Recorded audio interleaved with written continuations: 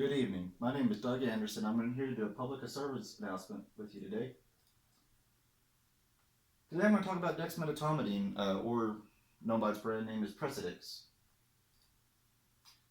Precedex is primarily a sedation agent. It's a relatively new drug. It's approved for certain indications. Uses that it's approved for is short-term sedation with mechanically ventilated patients and also non-ventilated patients.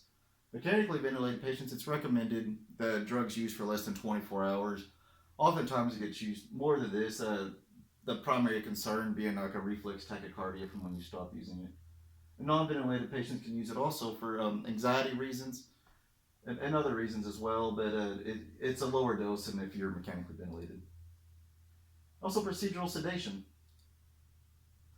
Off-label uses is awake craniotomy is a fascinating procedure where they can, map out the brain if you're awake a little bit and be more aggressive when they're resecting tumors, and get more clear margins. Also, prevention and treatment of post-anesthetic shivering and analgesia. Potential future uses is quite fascinating. There's the idea of self-administered sedation, similar to current patient-controlled analgesia. Except when the patient's ventilated and they're feeling a little anxious, they can hit the sedation and keep them at a lower level of sedation than if it was continuously infused. Another novel approach is a neurological protection with intracerebral hemorrhage. Just an animal study so far that I know about, but it's a fascinating idea for the future. This drug could be used for neuroprotection. The symptoms that dexmedetomidine relieves is pain, anxiety, and discomfort. Pharmacodynamics, how it works. It's a selective alpha 2 adrenergic agonist. It's an inhibitory in the sympathetic nervous system, where alpha 1s and beta 1 and 2s are kind of like the go in the sympathetic nervous system. Alpha 2s inhibits the rest of it. It inhibits pain signals to the brain, and it decreases the release of norepinephrine. And that's where you see some of the side effects.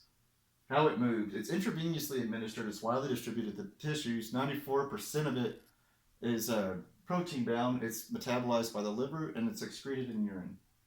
Here's more of an advanced picture of what's going on with the dexmedetomidine. Severe side effects: hypotension, bradycardia. It's administered. It's applied 100 mics a mil. You reconstitute, dilute it to 4 mics a mil. Intravenous bolus of 1 microkilogram over 10 minutes is recommended when you begin the sedation, or 0.5 a kilogram over 10 minutes if that amount of drug is concerning. Maintenance is 0.2 to 0.7. However, if you're mechanically ventilated, up to 1.5 is acceptable in some facilities. Special instructions. Currently no black box warnings. You monitor for cardiovascular effects. Treatment: first you stop the infusion, bolus some fluid for the hypotension, elevate the lower extremities in a Trendelenburg to get your blood back to the core, and a muscarinic antagonist or atropine for the bradycardia. And here are my references. Hope you've enjoyed learning about dexmedetomidine today. Thank you.